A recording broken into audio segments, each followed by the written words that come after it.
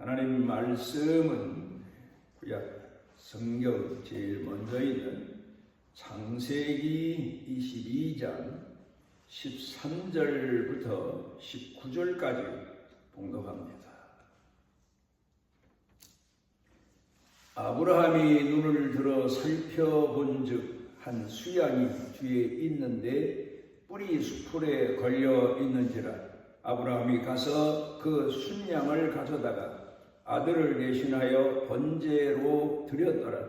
아브라함이 그 땅 이름을 여호와 이레라 하였으므로 오늘날까지 사람들이 이르기를 여호와의 산에서 준비되리라 하더라. 여호와의 사자가 하늘에서부터 두 번째 아브라함을 불러 이르시되 여호와께서 이르시기를 내가 나를 가리켜 맹세하노니 내가 이같이 행하여 내 아들 내 독자도 아끼지 아니하였은즉 내가 내게 큰 복을 주고 네 씨가 크게 번성하여 하늘의 별과 같고 바닷가의 모래와 같게 하리니 네 씨가 그 대적의 성문을 차지하리라. 또 내 씨로 말미암아 천하 만민이 복을 받으리니 이는 내가 나의 말을 준행하였음이니라 하셨다 하니라. 이에 아브라함이 그의 종들에게로 돌아가서 함께 떠나 부엘세바에 이르러 거기 거주하였더라. 우리 민족의 특성, 좋은 점 세 가지를 손꼽으라고 하면 먼저는 일찍 일어나는 겁니다. 농경사회이기 때문이기도 했지만 옛날부터 우리 나라 조상들은 일찍 일어나는 것을 사람의 본분으로 그렇게 여기고 또 그렇게 가르쳤습니다. 요사이 잠자는 아이들 깨우려면 아무리 깨워도 일어나질 않습니다. 제가 잘 만큼 자야 그때 가서 일어나고 한나절이 훨씬 넘어 점심때가 넘어도 계속 자는 아이들을 수도 없이 많이 봅니다. 그런 모습을 보면서 한국 사람의 특징은 우리 조상 때부터 일찍 일어나는 건데 그리고 자기 해야 할 일에 새벽부터 나서서 열심히 하는 건데 저래가지고 어떻게 살까 하는 걱정들을 기성세대들 어른들은 합니다. 물론 밤새 일하고 낮에 잠자는 밤낮이 바뀌어진 이제 그런 경우도 없지 않아 있긴 있지만 일찍 일어나는 겁니다. 그 다음에 두 번째로는 열심으로 일하는 겁니다. 외국 사람들이 한국 사람들을 놀릴 때 빨리빨리 그러면서 놀립니다만은 그들이 볼 때에는 정말 빨리빨리 말도 그렇지만 행동도 그렇게 행동하는 걸 보며 놀랍니다. 그런데 일의 열정이 그만큼 대단하다는 겁니다. 제일 보기 싫은 게 일터에 나가서 일을 하러 온 건지 놀러 온 건지 할 건지 말 건지 그런 태도를 보이는 사람을 우리 사회에서는 제일 싫어합니다. 무슨 일을 맡으면 빨리빨리 그야말로 열정을 다해서 해내는 것, 그게 우리 민족의 특성이라고 생각할 수 있겠죠. 그런가 하면 세 번째로는 교육열입니다. 어린 아이를 어렸을 때부터도 일찍 한글을 깨우치고 숫자를 깨우치고 글을 읽게 하고 지금도 그건 계속되고 있습니다만은 어떻든 교육열이 대단하죠. 그래서 어떤 사람들은 제2의 유대인들이다. 유대 사람들은 그 자녀들 교육하는데 얼마나 크게 심혈을 기울였는지 모릅니다. 유대 사람들이 옛날에 전쟁 때 나가는 때 길지언정 교육하는 것만큼은 지키고 싶어서 그 로마 군대에게 협상하기를 다른 건 다 당신들이 무력으로 점령을 했다 하더라도 교육하는 학교만큼은 우리가 할 수 있도록 허락해라 하는 그런 협상까지 할 정도로 교육열이 대단한데 우리 한국 사람들의 교육열이야말로 대단합니다. 이 교육열이라고 하는 것은 다시 말하면 사람을 깨게 한다, 깨어나게 한다.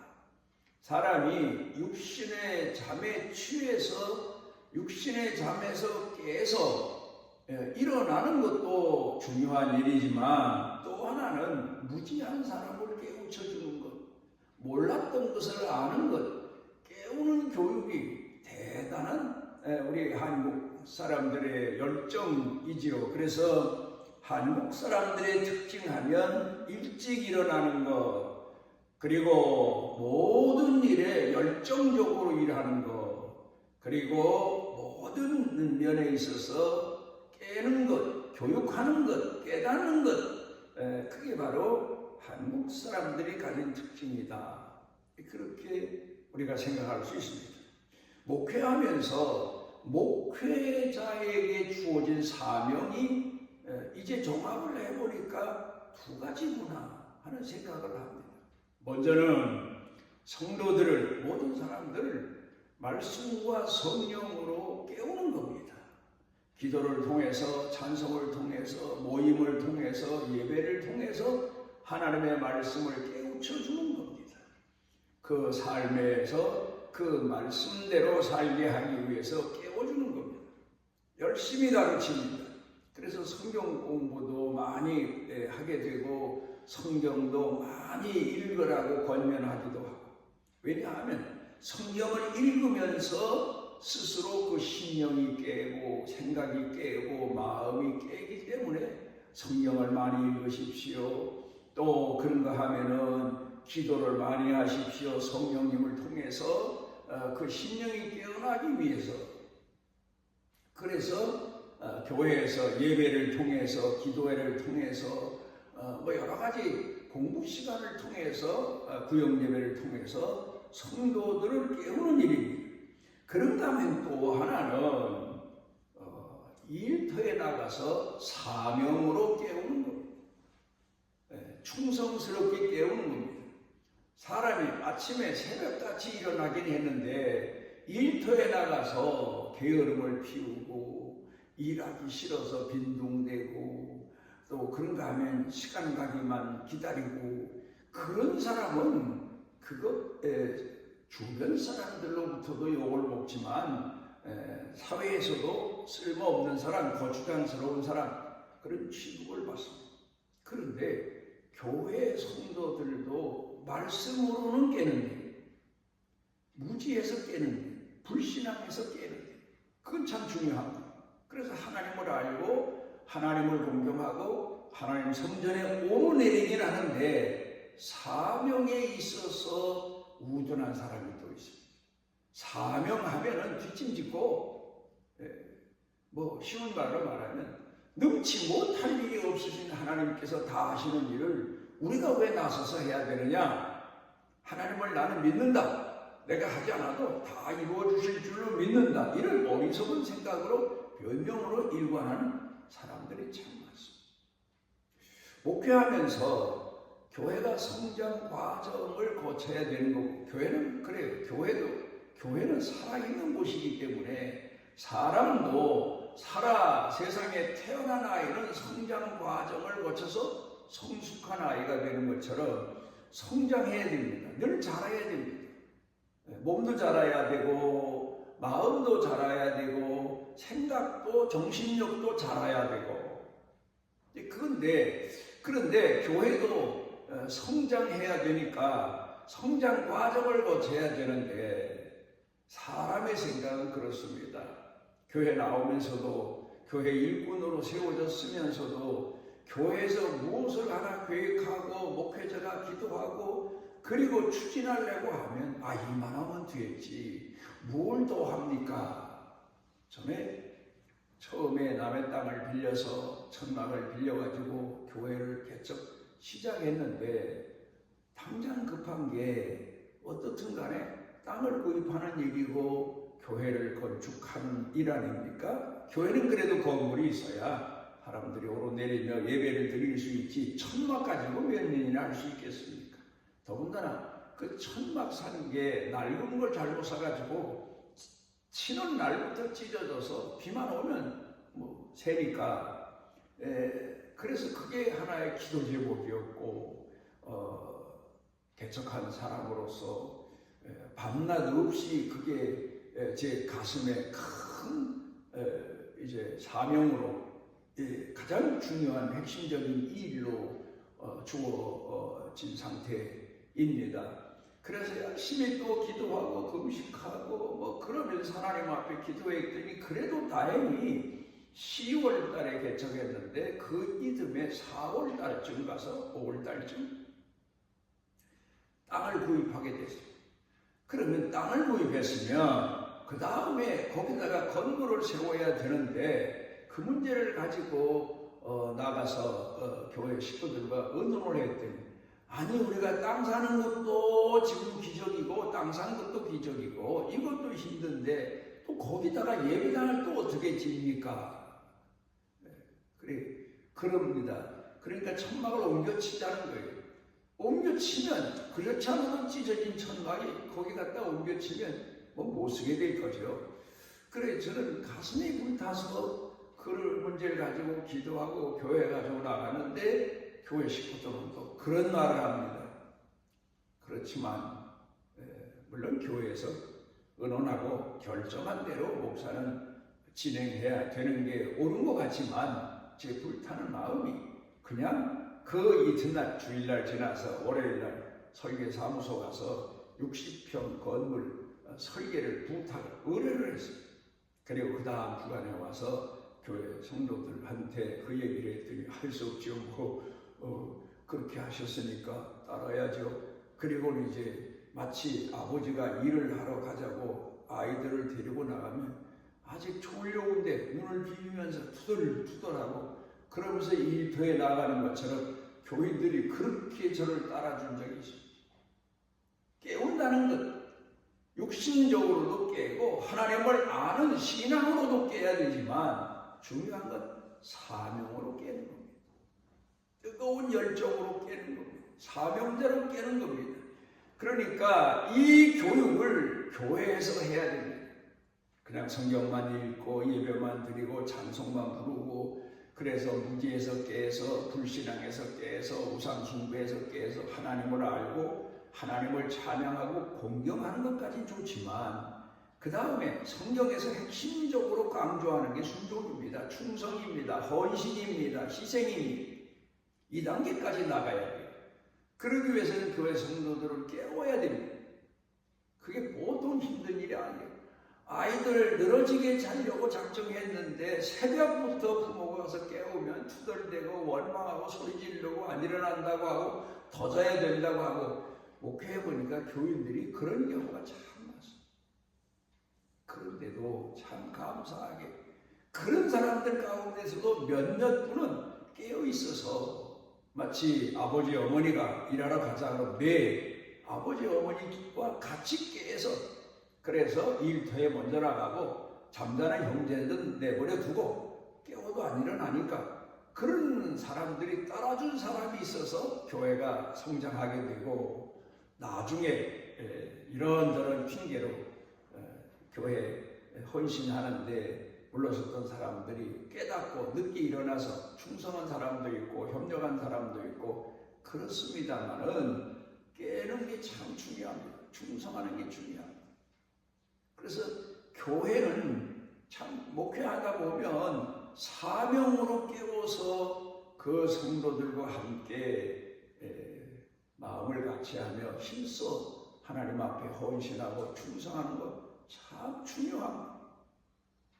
오늘 성경 본문 말씀으로 돌아가서 보면 아브라함과 이삭의 신앙 특징이 바로 사명에 깨어 있다는 겁니다. 순종에 깨어 있다는 겁니다.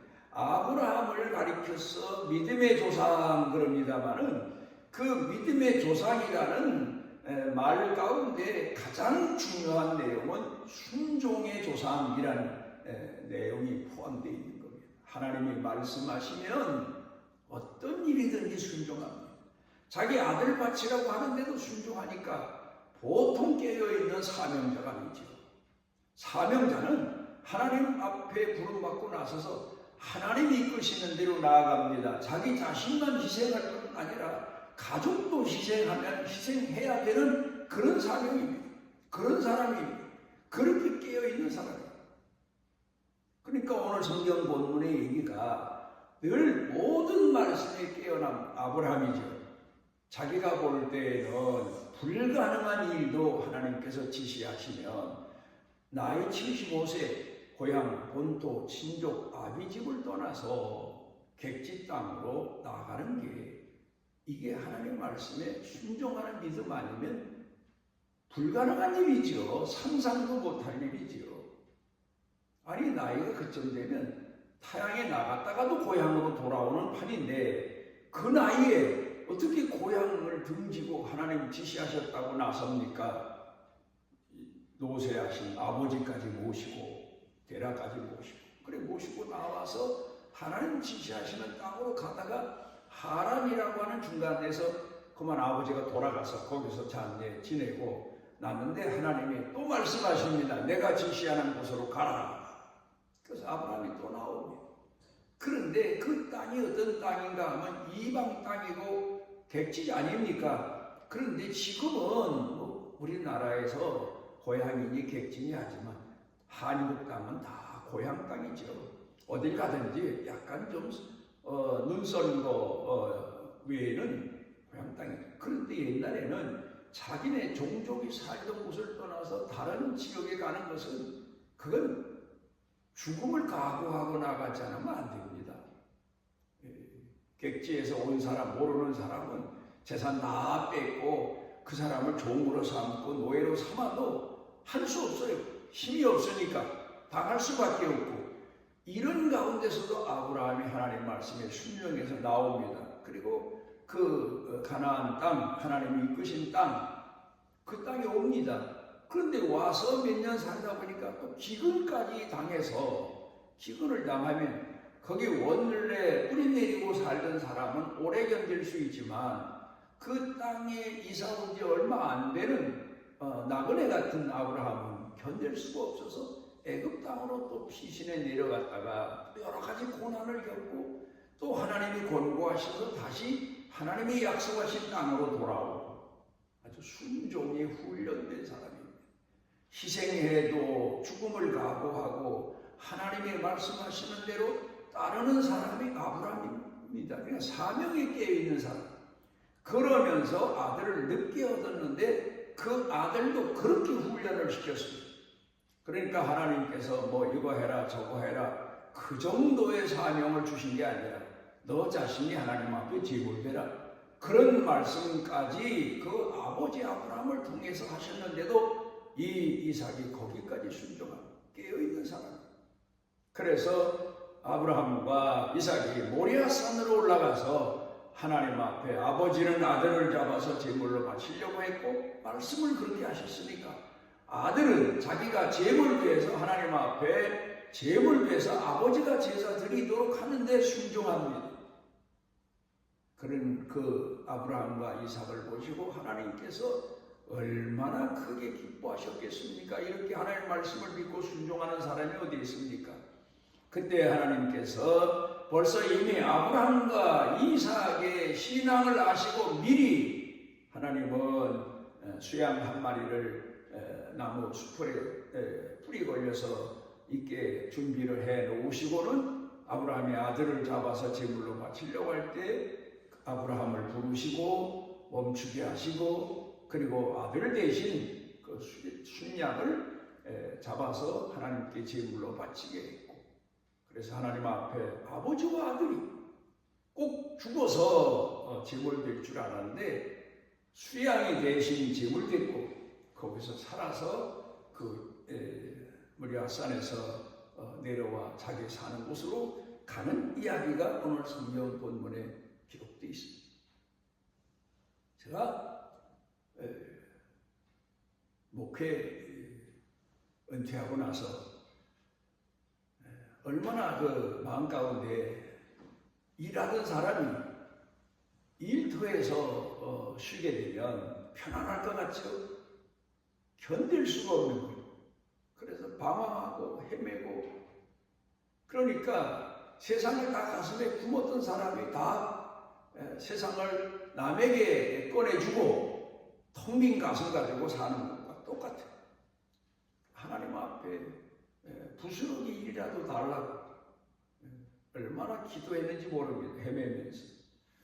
그런데 몽골의 교회를 세울 이제 생각이 들게 됐고, 몽골의 교회 둘 세웠다가 실패를 해서 은퇴하면서 다 포기해버리고 말하는데, 사람이 된 사람이 하나 있어서 그 사람을 통해서 몽골의 교회를 하나, 이제는 옛날에는 사람을 좀 확인 안 하고 그냥 선교해야 된다는 불타는 마음이 앞서서 일을 하다 보니까 그만 몽골 선교 두 교회를 위해서 교회가 그렇게 애를 썼는데, 제가 볼 때는 뭐 한국 사람 말로 말하면 싹신오해서 아예 끝내버리자. 그리고 나로서 내가 시작했던 일이니까 내가 목회 끝내면서 끝내자. 후임에게 큰 부담을 주지 말자 해서 끊어버렸는데, 그런데 몽골 사람 중에 한 사람이 목회자로서는 제가 볼 때 기도하면서 지켜보니까 세워도 될 사람, 세울 만한 사람.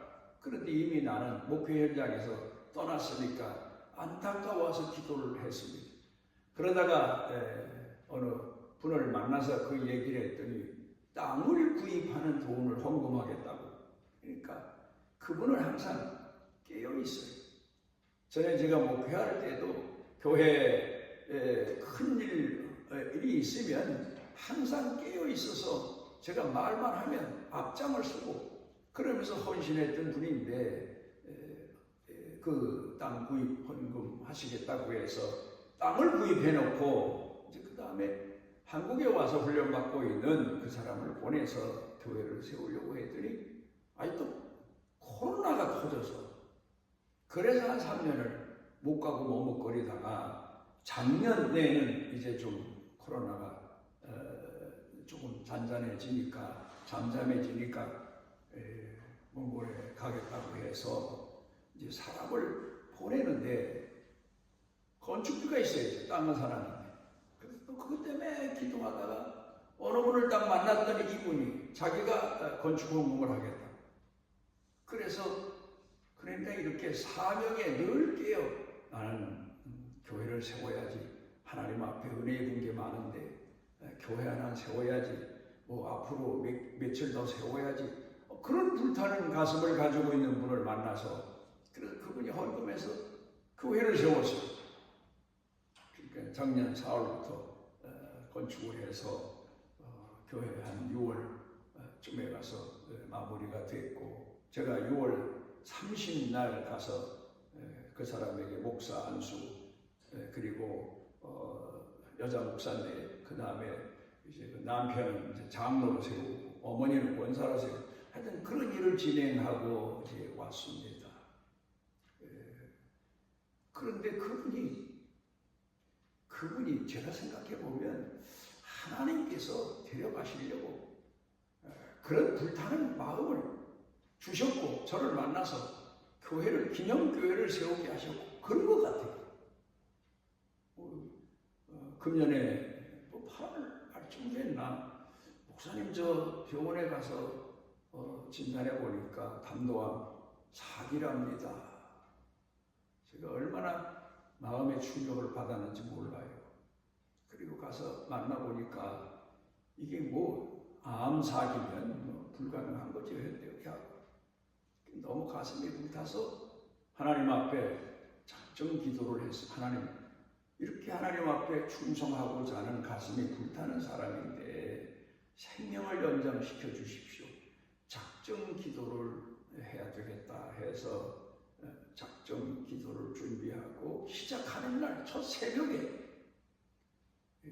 이런 꿈을 꿨습니다. 제가 서 있는데 신혼 입은 분 세 분이 저 있는 옆에 함께 계시고, 그리고는 저 건너편에 신혼 입은 사람들, 천사들 같기도 하고 부인들 같기도 하고 손을 잡고, 왜 우리 보면 강강수월래 춤추는 것처럼 그것처럼 빙빙 돌아가며 찬양을 합니다. 그런데 그 한 줄만 돌아가면서 찬양하는 게 아니고 그 위에 또 한 줄이 있고 그 위에 또 한 줄이 있고 하늘까지 닿았어. 아침에 깨고 영 마음 가운데 하나님이 데려가시는 것 같아요. 그런데 작정한 기도니까 세 번을 작정 기도했는데 세 번째 가서는 내가 죽는 줄 알았어. 끝 마칠 때쯤 돼서 가서 보니까 이제 그때까지 살려달라고 기도했는데 이젠 뭐 배 복수도 차고 불가능한 일이라, 그래서 그때부터는 하나님, 그러니까 뭐 한 열흘 전, 보름 전쯤, 열흘 전쯤 될 겁니다. 하나님, 제가 목회하면서 배운 게 있습니다. 어느 때까지는 살려달라고 기도합니다. 그런데 어느 시점을 신방하고 가서 만나다 보면 이제 하나님이 데려가신다 하는 생각이 들어요. 그러면 하나님 더 이상 고통당하지 않게 데려가달라. 그래서 제가 목회하면서 호스피스 병동에 가서 붙잡고 30분을 기도한 분이 있어요. 너무 고통스러운 몸부림을 치니까 데려가달라고 하나님 앞에.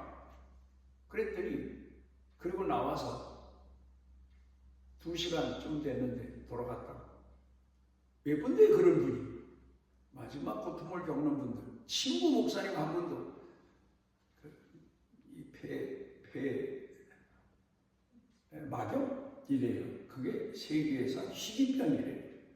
그죠? 뭐 폐병은 많은데 또 폐막염이라는 게 있대요. 숨을 쉬지 못해요. 그분 아산병. 그래 가서 붙잡고 기도하고 왔더니 그분도 한 2시간 내가 그 병원에 나와서 돌아갔다고 또 그러고, 또 우리 교회에서 아주 옛날에 열정적으로 신방하던 권사님도 가서 보니까 사경을 헤매 집에서. 그래서 하나님, 그런 기도를 해야 될 때가 있어요. 하나님, 저 이상 이제 고통당하는데 데려가 달라고. 그랬더니 8일날 운명을 하셨어요. 그래서 9일 10일날 장례 지내고, 그러다 보니까 여기 제가 교회에 있지를 못해서 우리 권사님, 집사님께서 걱정을 하셨던 것 같아요. 근데 또 장례가 났어요. 이번에도 가면 화요일날 저녁에나 또 올 것 같아요. 하여튼 제가 지내면서 보면 사명의 봉사의 헌신에 깨어있는 성도들 많으니까 교회가 또 많이 깨었기 때문에 오늘 천산중앙교회가 우뚝 세워지게 됐고, 또 후임 목사님이 여러 군데 또 선교도 하고 열심히 지금 코로나 때문에 입은 피해를 회복하고 더 성장하기 위해서 기도하고 노력합니다만은, 우리가 중요한 것은 제가 농사하는 분들, 농사하는 지역에서 자라서 뼈가 굵었기 때문에 알아요. 우리가 벽씨를 뿌려도 알곡을 충실한 씨를 뿌려야 크게 싹이 나고 자라서 나중에 결실을 해요. 쭉쟁이는 어쩌다가 곤란하긴 하지만 크게 싹이 나긴 나는데 자라서 결실을 못해요. 가끔 그런 생각합니다. 신앙생활을 제대로 해야지, 온전히 해야지, 살아있는 신앙, 은인으로 살아야지. 여기 오늘 4시가 그런 말씀을 하십니다. 그러니까 우리 식으로 말하자면 충실한 4시를 땅에 심으면 싹이 나서 하늘의 별처럼 땅의 모래처럼 온 세상에 퍼지게 되리라. 우리 그리스도인들을 내다보시고 하신 말씀이죠. 신앙의 조상 아브라함을 우리가 존경하고 따르기 위해서 배우기 위해서 신앙생활 하는데 살아있는 신앙,